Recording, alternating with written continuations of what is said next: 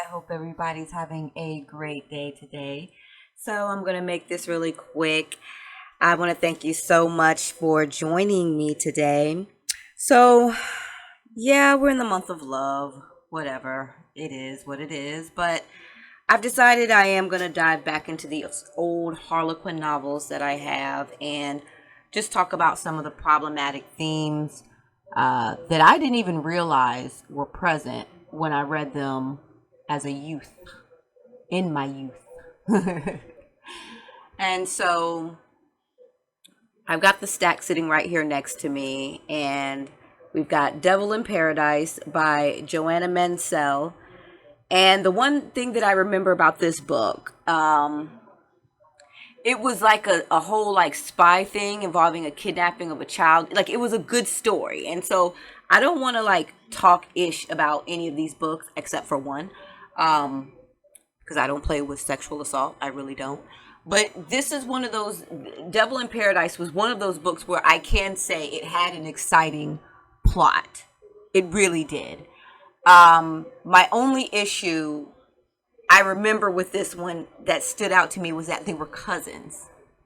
And they made it very like clear that he was adopted, and they kept like really driving that point home for it to not be gross, that the male protagonist is only her adopted cousin, and so when they fall in love, it's yeah, not as weird. And so the next one, I am actually excited about reading this one because this one was really good. And upon rereading this entire stack, this one has now shifted to, I think, my favorite of them all, because it's a really funny story. It's called It All Depends on Love by Roberta Leigh. And so what I remember about this one, and the thing that I thought was, it's not so much problematic, but it's something that women should pay attention to, is so in this story, the female protagonist, and I can't remember her name, I think it's like Tessa or something like that. Tessa is like, she's like this bad ass doctor. Like, she is like super talented. She's like renowned, like that type of doctor, like world renowned type deal. And the thing is, she worked so hard that she wound up like overworking herself, where she had to she was forced to go on vacation so that she can rest, and get her strength back.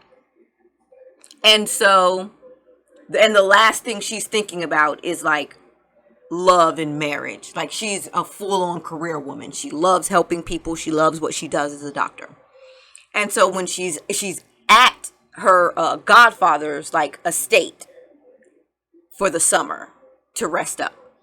And the thing about her is she looks really young for her age, apparently. She can pass for like 18, even though she's really like 28 or something. And so the male protagonist meets her, and he, of course, falls in love with her as time goes on, or he's attracted to her rather, but he believes that she's just this dumb ass 18-year-old girl who, like, I don't know. He doesn't think that, she's the goddaughter of the man who lives there. It's a great story. You should read it. It's really good. Like I said, I don't want to go into the whole plot right now, but the one thing that stood out to me was their conflict really was about Patrick. Yeah, that's the male protagonist. He was very adamant on the fact that he wants his wife to not work, and her job is to sit at home and like pop out babies for him. Like, he is very clear about that. He is just like, nope, that is what my wife's going to do. And so even though she's falling in love with him, she's already like kind of heartbroken, because she's like, this is never going to work. Like, I can't be with this guy. This is just, no, it's not going to work out. But it's funny because this whole time, even though she's 28, she's bored out of her mind on this vacation. So she's pretending like she's 18 and just fucking with him this entire time. It's hilarious. So that's one of the good ones. And it's just one of those things where I can't remember, but I think at the end she was kind of like, I'm willing to, I don't think she was willing to sacrifice her career. And I think that's what I liked. I think she was just saying, I'm willing to meet you halfway And like, and so like Patrick was eventually like, you know, you don't have to give up your career either. So I remember liking that one. So It All Depends on Love is like now my favorite of them all. And then there's one that I did like called A Casual Affair. And that one is by Susanne McCarthy. And that one is about like this 30-year-old like newscaster who's like really, you know, successful and doing well in life. And she is just like, I am ready to get married. I am tired of dating around. Like, she's very like focused on that. And I think that was the one thing that I didn't like about that particular book. And it's not so much I didn't like it, because I try not to say what I like and don't like. I want to say it's one of the things that stood out to me with regard to women in a patriarchal society. It was very poignant to me, where it was like marriage is this badge of honor. It wasn't good enough for her that she was doing very well for herself, I might say. And she had a lot going on. You know, she's wealthy, she's got property, and she's just very much just like, I have to be married, I have to be married, I have to be married. It's like, girl, like, come on. Like, if you want children, you can adopt and stuff like that. Like, you don't need to, like, even when she met the man that she fell in love with, and he's just like, I do love you, and I do want to be with you, because he was like this playboy, Nick Farlow. And the thing about this book is, I've read it so many times that the first 6 pages are gone, so I always have to start at page 7 until I buy a new copy, which I'm probably going to do. So, anywho, I am very much interested in that book. But I think like towards the end, it's like he was definitely willing to like marry her. He was just like, I don't want to be forced into it. Like, don't give me an ultimatum. And I remember not liking how like marriage was like this ultimate badge of honor for her. It just really bothered me. And so then we've got the next one, which is Shattered Trust by Jacqueline Baird. And I did enjoy this story. I did. The thing that I didn't like about it, if I can recall correctly, is he was pretty manipulative. Like, he threw around his power for real and like really destroyed the life that she built for herself after he fucked her over. Like, it starts off in the beginning of the book. She's like head over heels, like obsessed with him. Like, she devotes everything to him because that's how in love with him she is. And he, for whatever reason, believes she's been cheating on him and throws her away. It's a whole thing. It's a whole thing. They break up. The point is, he leaves her to be a single mom to his child. She has resurrected herself, put herself back together. She runs a nice little art studio, whatever. And he just comes in one day, sees her son there, sees that son looks like him, and decides, you know what? I want to be married to you again and have my son and be a father to my son, even though you don't want to be with me. I'm going to make it happen. And I was just like, looking back now, reading it again, I am like, this man is so controlling that it is scary.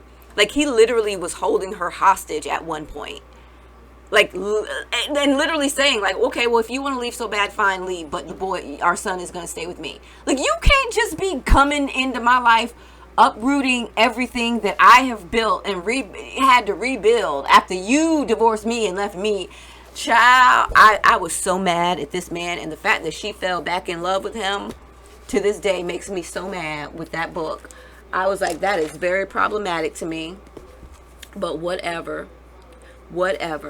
So the next one is A Summer Storm, and that is by Robyn Donald.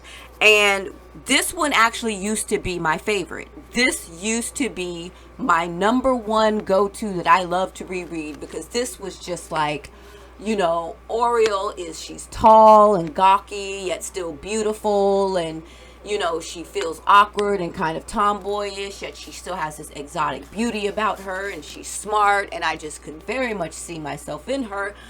And it was one of those things where I was just like, oh yes, this is every woman's fantasy. You get caught in a summer storm and you break your ankle, and the rich man is able to rescue you and nurse you back to health and he falls in love with you, and you get married to him, and you all live happily ever after, except that is not what happens in this story like that, because this man is abusive. When I go back and I read it, I'm like, this mother bleeper.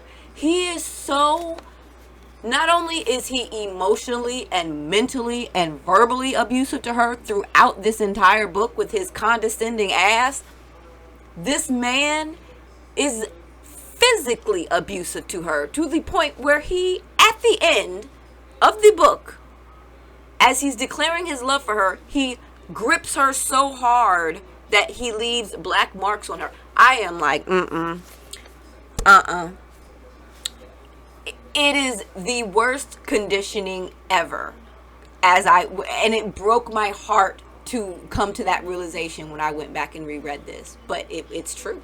It's absolutely true. This right here is like, that one was, ugh. So, the other three, I don't remember, well, no, I do remember this one. This one is called The Garden of Eden by Sandra Marton. This theme here is very much the theme of poor little me. I am so used to being abused by my big brother that I'm going to let this man in a wheelchair abuse the shit out of me.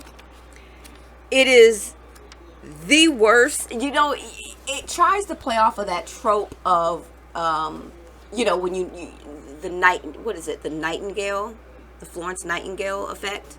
Is that what it's called? I can't remember. You know, where you nurse a man back to health and he falls in love with you. And I'm not against that trope. I don't have a problem with it. And I could be wrong. If I'm wrong about the name of it, by all means, feel free to call me out.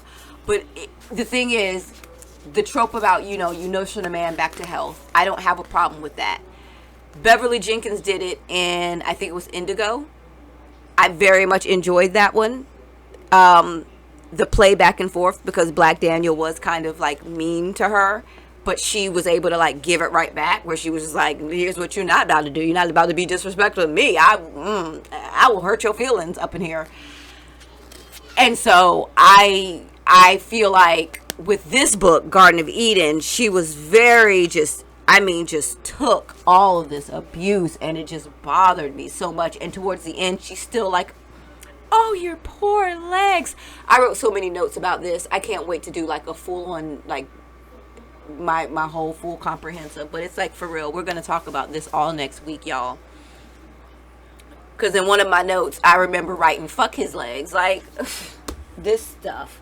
So the other two books, I know one, I don't remember the plot. So I'm going to reread it, and it's going to feel like it's brand new to me. And it's called Love is in the Cards. And that is by, I don't know, because they don't have her name and I don't have a cover on it. It's so old it doesn't have a cover. So I'm going to read that one last because it's technically not even on my list. But I am going to read Dark Music by Charlotte Lamb. I've never read it, but based on the back, I already know this man is probably going to be verbally abusive, because it says here's the description, you guys, here we go. He was still furious at her desertion. When Honest ran out of Raphael Leon's life 2 years ago, she didn't count on seeing the stormy composer again. Certainly not on a holiday in Greece. Suddenly thrown together in appalling circumstances, they seemed to be headed for a relationship as intense as before. But then the glamorous diva, Joana, intruded, leaving Honest feeling dowdy by comparison. Would she and Raphael ever hit the right note now? And I'm just like, well, we already starting off with he's furious at her and he's stormy. And I'm like, Lord, that means he's going to be talking mad-ish. Okay, I'm ready for this one. And finally, The Sheik's Revenge. I think the notes I took on this one are adequate, because I cannot bring myself to reread this one. This one is the one that literally deals with kidnapping, Stockholm Syndrome, and sexual assault. Like, I cannot wrap my head around this one, and it makes me wonder, like, is this what, like, rich white women fantasize about? Like, being whisked away by some Arabian prince and you know, I don't understand what's attractive about sexual assault. Like, I do not understand I do not understand how this could have been justified. I do not understand who greenlit this book. And I am ready to roast it, like, right now. That's how fired up I am, but I'm not going to do it. I was like, woosah, wooga, woosah, woosah, woosah. Ooh, because, Lord, I cannot. This one right here had me like, how are you justifying this? She clearly has Stockholm Syndrome. Clearly. This is not love. I have listened to Hathaway's What is Love enough to know this is not love. Because this hurts, and there is nothing there's no writing that can justify when a woman says no. Like, it doesn't matter if our body is saying yes. The moment our mouth says no, that's a no, period. And it pisses me off that a woman is writing this in a book. That is so dangerous. That is a dangerous message to put in a book. And it scares me that so many people on Amazon gave this book like 4 or 5 stars. But there was one person who was smart enough to say, nah, I'm not feeling this because, no, I'm not feeling this at all.